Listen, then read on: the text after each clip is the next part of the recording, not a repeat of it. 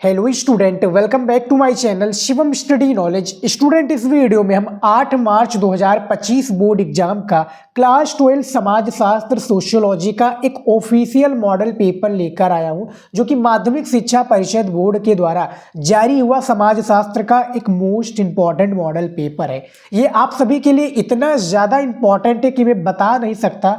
आप लोगों का 8 मार्च को पेपर है, ठीक है, समाज शास्त्र का, और उसमें आप लोग एक अच्छा स्कोर लेकर आना चाहते हैं 95% का। तो आज के इस पेपर को पूरा लास्ट तक देखिएगा, क्योंकि बोर्ड ने जारी किया है तो इसमें कुछ ना कुछ इंपॉर्टेंट तो होगा ही होगा। पूरा इंपॉर्टेंट भी आप लोग कह सकते हैं, क्योंकि बोर्ड ने भैया जारी किया है, समाज शास्त्र का जारी किया है और हर एक सब्जेक्ट का जारी किया है, ठीक है। तो पेपर से पहले हर साल बोर्ड एग्जाम जारी करता है और इसी का सभी बच्चों को बेसब्री का इंतजार रहता है, यानी इसी पेपर का हर एक बच्चे को इंतजार रहता है। तो 8 मार्च को आप लोग भी अच्छा स्कोर करना चाहते हैं तो इस वीडियो में आप लोग बने रहिए। इसमें बताए गए जितने भी इंपॉर्टेंट क्वेश्चंस हैं आप लोग तैयार कर लीजिए, क्योंकि अभी भी मौका है, आपको भी लाना है 95%, तो स्कोर अच्छा करना पड़ेगा। तो यहाँ पर देख सकते हैं प्रतिदर्श प्रश्न पत्र 2024-25 के पैटर्न पर आधारित है, क्योंकि सिलेबस में कोई चेंजेस नहीं हुआ है। कक्षा 12 समाज शास्त्र सोशियोलॉजी का पेपर है। पूर्णांक आप लोगों का 100 नंबर का पूर्णांक होता है, सभी को पता होगा। समाज शास्त्र में समय आपको दिया जाएगा 3 घंटा 15 मिनट। 3 घंटा पेपर को हल करने के लिए और 15 मिनट पेपर को अच्छे से पढ़ने के लिए, ठीक है। उसके बाद में नोट में देखिए कि सभी प्रश्न अनिवार्य है, प्रश्नों के अंक उनके सम्मुख अंकित हैं। उसके बाद में दूसरा पॉइंट है कि प्रश्न संख्या 1 से 10 तक बहुविकल्पीय प्रश्न है, जो काफी स्टूडेंट का डाउट रहता था कि क्या सर 30 ऑब्जेक्टिव क्वेश्चंस आएंगे, यानी 30 बहुविकल्पीय प्रश्न आएगा। तो बिल्कुल ऐसा कुछ भी नहीं है, क्योंकि बोर्ड ने अपने ऑफिशियल पेपर के थ्रू पूरा कंप्लीट एक प्रकार से जानकारी दे दिया कि भैया कोई भी 30 ऑब्जेक्टिव क्वेश्चन नहीं आने वाला है। तो यहाँ पर देखिए बहुविकल्पीय प्रश्न है। 11 से 20 तक अति लघु उत्तरीय प्रश्न है, जिनका प्रत्येक उत्तर 25 शब्दों में देना है। और प्रश्न संख्या 21 से 26 तक लघु उत्तरीय प्रश्न 1 है, जिनका प्रत्येक उत्तर 50 शब्दों में देना है। प्रश्न संख्या 27 से 29 तक दीर्घ उत्तरीय प्रश्न है, जिनका प्रत्येक उत्तर 150 शब्दों में आपको समाज शास्त्र में देना है, ठीक है। अब यहाँ पर देखिए बहुविकल्पीय आपके 10 बहुविकल्पीय प्रश्न पूछे जाते हैं पूरे बुक से। तो चलिए पूरे बुक के बहुविकल्पीय प्रश्नों को भी देख लेते हैं, काफी इंपॉर्टेंट होता है स्टूडेंट, ठीक है। और ये पेपर भी आप लोगों को चाहिए तो मैं आप लोग नीचे कमेंट कर दीजिएगा, मैं ये पेपर भी आप लोगों को सेंड कर दूंगा। तो देखिए बहुविकल्पीय का सबसे पहला क्वेश्चन दिया हुआ है, क्या दिया हुआ कि निम्नांकित में कौन सी एक दशा भारत में जनसंख्या वृद्धि का कारण नहीं है। यानी निम्नांकित में कौन सी एक दशा है जो भैया भारत में जनसंख्या वृद्धि का कारण नहीं है। 1 नंबर का क्वेश्चन इनमें से बताइए स्टूडेंट, क्या स्थान परिवर्तन में प्रवृत्ति हो जाएगा, या बाल, यहाँ पर देखिए बाल विवाह का प्रचलन, या निम्न जीवन स्तर, ठीक है। तो इनमें, या संयुक्त परिवार व्यवस्था, तो इनमें से राइट आंसर क्या हो जाएगा स्टूडेंट। देखिए गूगल के हिसाब से देखा जाए तो इसका राइट आंसर स्थान परिवर्तन की प्रवृत्ति हो जाएगा, लेकिन क्या है एक प्रकार से देखा जाए, हमारे नजरिए से देखा जाए तो संयुक्त परिवार की व्यवस्था हो जाएगा। तो इसमें काफी कंफ्यूजन है स्टूडेंट, आप लोग बताइएगा क्या गूगल वाला सही है जो मैं बता रहा हूं कि संयुक्त परिवार व्यवस्था ये सही है, ठीक है। तो पहले क्वेश्चन का राइट आंसर आप लोग डिसाइड कीजिए। दूसरा क्वेश्चन है कि परंपरागत भारतीय समाज में सामाजिक, यहाँ पर देखिए समाज में सामाजिक स्तरीकरण का आधार क्या रहा है, ये आप बताइए। तो इनमें से जो राइट आंसर हो जाएगा, 1-1 नंबर का ये ऑब्जेक्टिव क्वेश्चन होता है, तो दूसरे का राइट आंसर आपका खा हो जाएगा, जाति व्यवस्था हो जाएगा, ठीक है। जाति व्यवस्था हो जाएगा, जो कि भारतीय समाज में सामाजिक स्तरीकरण का आधार रहा है, ठीक है। उसके बाद में देखिए 3 नंबर क्वेश्चन कि निम्न में से कौन संयुक्त परिवार की विशेषता है। तो संयुक्त परिवार की जो विशेषता है वो आपका सामान्य संपत्ति हो जाएगा। तीसरे का आपका खा वाला राइट आंसर हो जाएगा, सामान्य संपत्ति हो जाएगा, जो कि संयुक्त परिवार की, क्योंकि भैया संयुक्त परिवार में क्या है 1, 2, 3 पीढ़ियाँ, यानी जैसे मेरे पापा, ठीक है, उनके पापा, जैसे मेरे दादाजी, दादा के फिर उनके पापा, ठीक है। तो मान लीजिए कि मेरे पापा है, फिर मैं उनका बेटा हूँ, फिर मेरा भी बेटा आएगा, फिर मेरा भी बेटा का बेटा आएगा। तो इसे यह जो पीढ़ियाँ जो चलती रहती है संयुक्त परिवार की विशेषता में आती है, तो ये सामान्य संपत्ति कहलाती है स्टूडेंट, ठीक है। तो तीसरे का खा आंसर बिल्कुल सही हो जाएगा। 4 नंबर क्वेश्चन है बहुविकल्पीय का कि बाजार में किसी वस्तु की कीमत का निर्धारण करने का मुख्य आधार क्या है, ठीक है। तो भैया मुख्य जो आधार है कि वस्तु की मांग व पूर्ति, यानी वस्तु की जितनी ज़्यादा मांग होगी उतनी ही उसकी पूर्ति होगी। मैं एग्जाम्पल के थ्रू आपको समझाना चाहूँगा कि देखिए स्टूडेंट, क्या होता है, नमक का भी सबसे ज़्यादा मांग तो सब जगह है, लेकिन इसकी कीमत क्या होती है, 10 रुपये किलो मिल जाता है आपका। ठीक है, शुद्ध लेंगे आयोडीन नमक तो आपको 25 रुपये का एक पैकेट मिलेगा। ठीक है, लेकिन उसी प्रकार से देखा जाए जिसकी ज़्यादा मांग होती है उसका दाम उतना ही कम होता है। यहाँ पर ये बात हो रही है। पाँचवा क्वेश्चन देखिए, यहाँ पर दिया हुआ है कि महात्मा गांधी से, चौथा का आपका राइट आंसर खा वाला हो जाएगा सही। पांचवा नंबर क्वेश्चन दिया हुआ है कि महात्मा गांधी ने अस्पृश्य जातियों के लिए 1930 के दशक में किस नाम से संबोधन आरंभ किया था, तो भैया हरिजन के नाम से ये आरंभ किया था। ठीक है, 1930 में महात्मा गांधी जी ने, याद रखिए 1930 की यहाँ पर बात हो रही है, तो पांचवे का खा आंसर बिल्कुल सही हो जाएगा। अगला क्वेश्चन देखिए 6 नंबर कि भारत में 2011 की जनगणना के अनुसार लिंग अनुपात ब्रैकेट में है कि स्त्रियों प्रति 1000 पुरुष, यानी 1000 पुरुष पर कितनी स्त्रियां निवास करती है। तो कितना था, ये जो हमारी जियोग्राफी की क्लास लेते होंगे स्टूडेंट उनको सारी चीज़ें पता होगी, क्योंकि मैंने उसमें काफ़ी बार बताया है। ठीक है, तो यहाँ पर देखिए 1940 दिया हुआ, लेकिन यहाँ पर 1900 जो है 1943 दिया, यानी 1943 दिया होना चाहिए। ठीक है, तो यानी 1000 पुरुषों पर 1943 है, लेकिन यहाँ पर ऑप्शन दिया हुआ तो लगभग क्या है 1940 से रहता है। तो 6 में से आपका जो है 6 वाला क्वेश्चन का खा राइट आंसर हो जाएगा। ठीक है, उसके बाद में देखिए यहाँ पर 7 नंबर क्वेश्चन कि भारत में सूचना का अधिकार अधिनियम किस वर्ष, देखिए किस वर्ष पारित किया गया। तो ये जो पारित किया गया स्टूडेंट 15 जून, देखिए 15 जून 2005 को पारित किया गया। तो इनमें से आपका 7वें का आंसर बिल्कुल सही हो जाएगा। अगला क्वेश्चन है 8 नंबर कि निम्नलिखित में कौन परियोजना कार्य का चरण है। परियोजना कार्य का कौन सा चरण है, क्या अध्ययन विषय का चुनाव है, अध्ययन प्रवृत्तियों का चुनाव है, तथ्यों का संकलन है, या उपयुक्त सभी। तो 8वें क्वेश्चन का राइट आंसर घा वाला आपका हो जाएगा, उपयुक्त सभी हो जाएगा, क्योंकि इसमें अध्ययन विषय का चुनाव भी है स्टूडेंट, तथ्यों का संकलन भी और अध्ययन प्रवृत्तियों का चुनाव भी है। तो ये तीनों राइट आंसर हो जाएगा, लेकिन टिक आपको कहाँ पर लगाना है, उपयुक्त सभी में से। ठीक है, ऑब्जेक्टिव क्वेश्चन है, छोड़ना नहीं है। और आप लोग यहाँ पर देख सकते हैं स्टूडेंट, रियल पेपर है ऑफिशियल, आप लोग इसकी वेबसाइट पर भी जाकर चेक कर सकते हैं स्टूडेंट। ठीक है, यूपीएमएसपी यानी माध्यमिक शिक्षा परिषद बोर्ड प्रयागराज, आप लोग सर्च करेंगे मिल जाएगा वेबसाइट, वहाँ पर भी आप मॉडल पेपर हर एक सब्जेक्ट का डाउनलोड कर सकते हैं। ठीक है, इसका मैं पूरे पेपर का सोल्यूशन आप लोगों को दे रहा हूँ। तो इतना आपको कॉन्सेप्ट समझ में आ गया। उसके बाद में देखिए यहाँ पर 9 नंबर क्वेश्चन दिया हुआ है कि उपनिवेशवाद किस सोच का प्रतिफल है। ये काफ़ी बार मैंने क्वेश्चन बताया और आपके पेपर में हर साल पूछा जाता है और इस साल भी पूछा जाएगा 100%। तो देखिए 9 नंबर जो उपनिवेशवाद किस सोच का प्रतिफल है, तो वो आपका सोच हो जाएगा भैया साम्राज्यवाद है। ठीक है, साम्राज्यवाद हो जाएगा, जो कि 9 का आपका गा वाला आंसर बिल्कुल सही है। 10 नंबर क्वेश्चन है पंचायती राज व्यवस्था में कितने स्तर होते हैं। तो पंचायती राज व्यवस्था में 3 स्तर होते हैं स्टूडेंट। ठीक है, सबसे पहला आपका ग्राम पंचायत, देखिए ग्राम पंचायत, दूसरा है पंचायत जो है पंचायत समिति या मंडल परिषद, तीसरा है जिला परिषद यानी जिला स्तर। तो ये 3 प्रकार की पंचायत राज व्यवस्था होती है। ठीक है स्टूडेंट, तो टोटल जो 10 बहुविकल्पीय क्वेश्चन था यानी ऑब्जेक्टिव क्वेश्चन था, इसका मैंने आंसर दे दिया। और पेपर में काफ़ी बार ये क्या है, काफ़ी बार पूछे आने वाले क्वेश्चन है ये, जो कि हर साल पूछा जाता है और ऑफिशियल पेपर के द्वारा है, तो सॉल्व कर लीजिएगा। रिक्वेस्ट है आप लोगों से, क्योंकि भैया इससे अधिकतम क्वेश्चन आपके पेपर में आएंगे।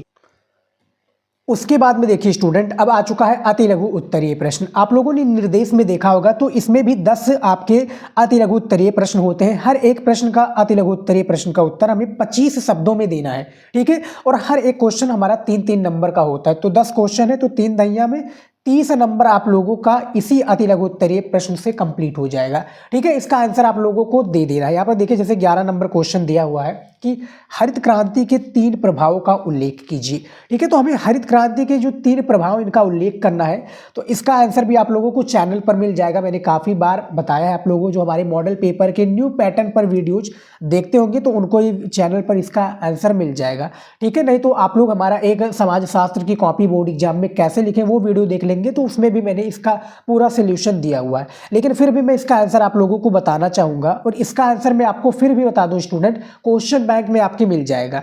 लेकिन आप लोग सुन लीजिए कि ये 3 प्रभाव कौन से हैं। जब एक एक नंबर का एक एक क्वेश्चन होता है, तो देखिए सबसे पहला देखिए स्टूडेंट प्रभाव कि देश में खाद्यान्न उत्पादन तथा खाद्यान्न गहनता में वृद्धि के फलस्वरूप भारत अनाज उत्पादन में आत्मनिर्भर बना। ये सबसे पहला प्रभाव हो गया। दूसरा प्रभाव है कृषि में नवीन मशीनों जैसे tractor, harvester, tubewell tubewell, pump आदि का प्रयोग किए जाने लगा। ये दूसरा आपका हो गया। तीसरा यहाँ पर देखिए कि लोगों की आय में वृद्धि होने के फलस्वरूप ग्रामीण समाज में पारस्परिक रूप से चली आ रही प्रथाओं जैसे यजमानी प्रथा, वस्तु विनिमय आदि समाप्त हुई। तो ये हरित क्रांति। अब देखिए बोर्ड एग्जाम में क्वेश्चंस ऐसे भी पूछे जाएंगे स्टूडेंट कि हरित क्रांति का सबसे ज़्यादा प्रभाव किस राज्य में पड़ा, तो वो आपका पंजाब हो जाएगा। ठीक है, हरित क्रांति किससे संबंधित, तो ये आपका कृषि से संबंधित है स्टूडेंट। ठीक है, हरित क्रांति का 1970 के दशक में हरित क्रांति का एक प्रकार से वो आया था। अब यहाँ पर देखिए 12 नंबर क्वेश्चन है कि औद्योगिक समाज की प्रमुख विशेषताएं बताइए। ये 3 प्रकार की विशेषताएं बताइए। ठीक है, तो मैं इसकी विशेषताएं बतानी चाहूँगा। जैसे देखिए औद्योगिक समाज की विशेषताएं इस प्रकार है, आपको शुरुआत में लिखना है स्टूडेंट, औद्योगिक समाज की विशेषताएं इस प्रकार से है। फिर पहला में देखिए मैं पॉइंट के थ्रू बताऊँगा। पहला है कि बड़े पैमाने पर उत्पादन के लिए प्रौद्योगिकी की और भारी मशीनरी का व्यापक उपयोग करना। ठीक है, उसके बाद में दूसरा कि श्रम में विभाजन के लिए उच्च क्षमता वाली यहाँ पर देखिए बड़ी आबादी का समर्थन। और तीसरा जो विशेषता है इसमें कि श्रम बाजार की उपलब्धता। ये औद्योगिक समाज की प्रमुख विशेषताएं यहाँ पर बताई गई है। उसके बाद में देखिए तीसरा है कि मास मीडिया क्या है। अब मास मीडिया का भी एक अलग रोल है भैया। अब देखिए आप लोग सोचेंगे कि सर मास मीडिया का होता है। देखिए मीडिया से रिलेटेड आपका क्वेश्चन काफ़ी आएगा।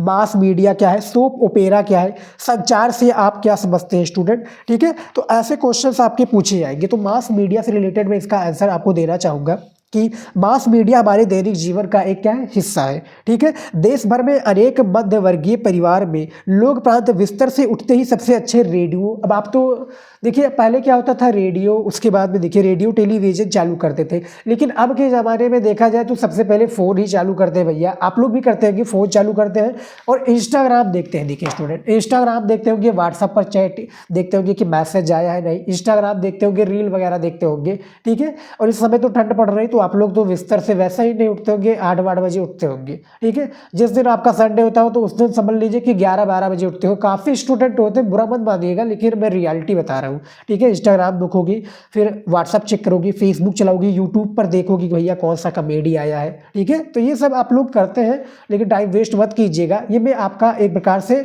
जो मास मीडिया इसका परिभाषा दे रहा हूँ।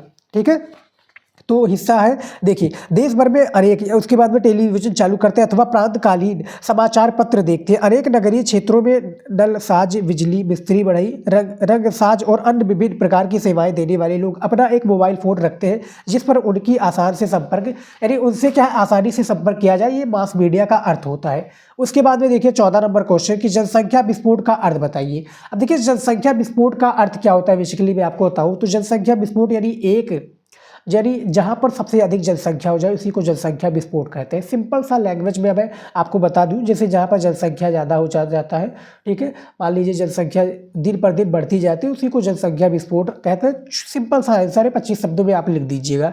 उसके बाद में देखिए 15 नंबर क्वेश्चन है कि उदारीकरण का तात्पर्य क्या है। उदारीकरण से क्या तात्पर्य, इसके बारे में बताना है। ठीक है, और 16 नंबर क्वेश्चन है जाति को परिभाषित कीजिए। जाति को परिभाषित करना है, 3-3 नंबर का क्वेश्चन है और काफ़ी इंटरेस्टिंग क्वेश्चन है। 17 नंबर क्वेश्चन देखिए कि पश्चिमीकरण को परिभाषित करें। पश्चिमी जो करण है इसको भी परिभाषित करना है, इसको भी कर लीजिएगा। 18 नंबर क्वेश्चन है नातीदारी संबंध क्या होते हैं। जो नातीदारी संबंध है ये क्या होता है, इसके बारे में बताना है। ये भी 3 नंबर का क्वेश्चन है, काफ़ी इंटरेस्टिंग क्वेश्चन है आपके पेपर के लिए।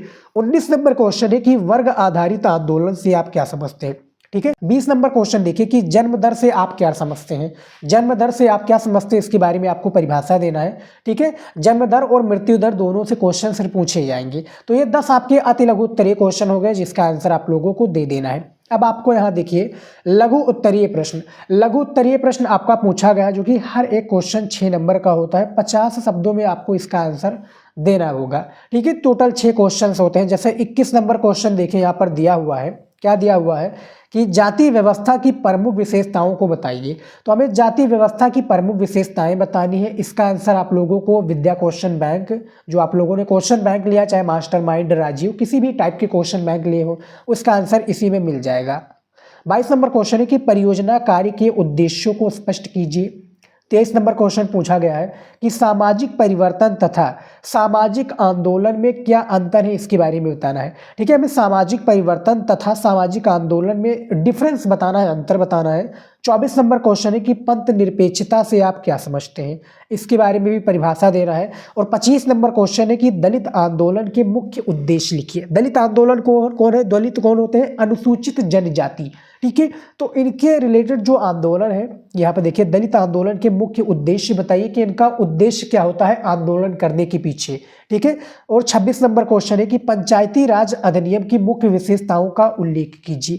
तो पंचायती राज जो है राज अधिनियम की मुख्य विशेषताओं का भी उल्लेख करना है। तो इसका भी आंसर आप लोगों को क्वेश्चन बैंक में मिल जाएगा, ठीक है। और आप लोग इसका आंसर चाहते हैं कि मैं पूरा आंसर दूं, पूरा पेपर सोल्यूशन करके बताऊं, तो आपको करना क्या है, यूट्यूब पर बस इतना सर्च करना है, ठीक है। क्या सर्च करना है स्टूडेंट, क्लास 12 समाजशास्त्र, क्लास 12 सोशियोलॉजी की कॉपी कैसे लिखें, बाई, इस तरह से बाई शिवम स्टडी नॉलेज आप पीछे लिख दीजिएगा, यानी यूट्यूब पर सर्च करने के बाद में पीछे आप इस तरह से लिख दीजिएगा, वो वीडियो मिल जाएगा, उसमें ये पूरे पेपर का सोल्यूशन उसमें मैंने बताया है, ठीक है। और उससे आप लोगों को कॉपी लिखने का तरीका भी मालूम हो जाएगा, ठीक है। तो ये क्वेश्चन से टोटल 6 क्वेश्चन था, तैयार कर लीजिएगा। अब देखिए दीर्घ उत्तरीय प्रश्न आ गया है, जो कि आपके समाजशास्त्र में टोटल 3 क्वेश्चन का आपको आंसर देना होता है, अथवा करके 6 क्वेश्चन पूछे जाते हैं।